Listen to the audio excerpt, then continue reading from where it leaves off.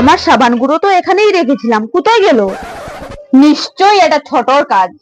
ছোট, এই ছোট, এদিকে আয় তো একবার। কি হয়েছে দিদি, ডাকছো কেন? এখানে আমার সাবান গুঁড়োটা রেখেছিলাম, নিশ্চয়ই তুই নিয়েছিস। সাবান গুঁড়ো? আমি কি জানি তোমার সাবান গুঁড়ো কোথায়, আমি কি করে বলবো? তুই নিসনি, তাহলে কে নিয়েছে? এই বাড়িতে তুই ছাড়া এই কাজ আর কেউ করতে পারে না।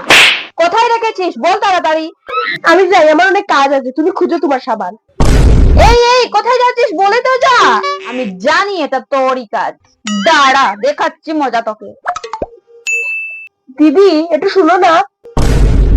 কি? আজকে রান্নাটা তুমি করে নেবে, আমার মাথাটা খুব ধরেছে। আমি আমি আজকে আমার বাপের বাড়িতে যাব, আর আমি ওই বেলা তো খাবো না। তুই খাবি, তুই রান্না কর না। কি, বাপের বাড়ি যাবে? তুই খাবি, তুই দেখে নে তুই কি করবি। হ্যাঁ, তাহলে তো রান্না আমাকেই করতে হবে। আমি তো বাবা এক্ষুনি চলে যাব। যাই, মরি আর বাঁচি, খেতে তো হবে। এবার বুঝেছিস তো কার সাথে পাঙ্গা নিতে এসেছিলি? আমার সাথে শয়তানি, এবার মর কাজ করে করে।